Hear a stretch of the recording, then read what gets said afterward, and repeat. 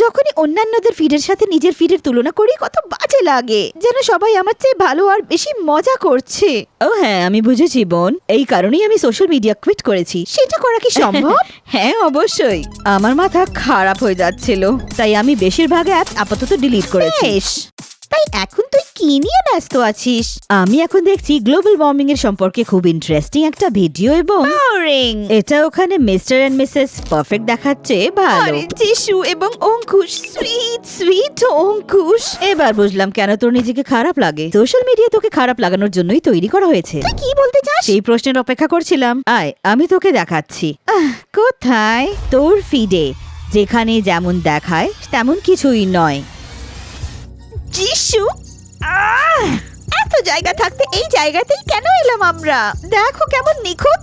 আরে ভাই, ও একজন ইনফ্লুয়েন্সার, এইসব পোস্ট করার জন্য সে টাকা পায়। মানে কেউ ওকে এগুলোর জন্য টাকা দেয়? নিজের দৃষ্টিভঙ্গি একটু পাল্টা, তাহলেই দেখতে পাবি এটা একটা সোডার অ্যাড ছাড়া আর কিছুই নেই। তাই এইসব কেবল বিশাল ভাওতাবাজি, আমাদের বোকা বানানো হয়। আরে বাবা, তুই প্যানর করিস না। বলছি যে সোশ্যাল মিডিয়া খুব কাজের হতে পারে, এতে অসংখ্য মজার জিনিস এবং ইন্টারেস্টিং আইডিয়াজ আছে। সমস্যা হলো যে তুই সবসময় নিজের তুলনা এদের সাথে করতে আরম্ভ করিস, তখন তোর মাথা রুমি। ওই যে তুই দেখ, দুজনেই কত পারফেক্ট। অবশ্যই, তাহলে তুই আমার সাথে একমত? ওরা কেবল পারফেক্ট মোমেন্টস তোলে আমাদের দেখানোর জন্য। ওরা কখনোই দেখাবে না নিজেদের ঝগড়াঝাটি বা ঘুম থেকে ওঠার পর তাদের দেখতে কেমন লাগে। যদিও সোশ্যাল মিডিয়া দেখতে সবকিছু এমন হয়, বাস্তবে কেউই পারফেক্ট নেই, যিশুও নয়। তোর কি তাই মনে হয়? আমি এটা জানি।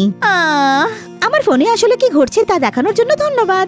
আমাদের এই মুহূর্তে একটা সেলফির সাথে সেলিব্রেট করা। আরে না, বললাম তো আমি এর থেকে দূরে। আরে আয় না। ফাইন।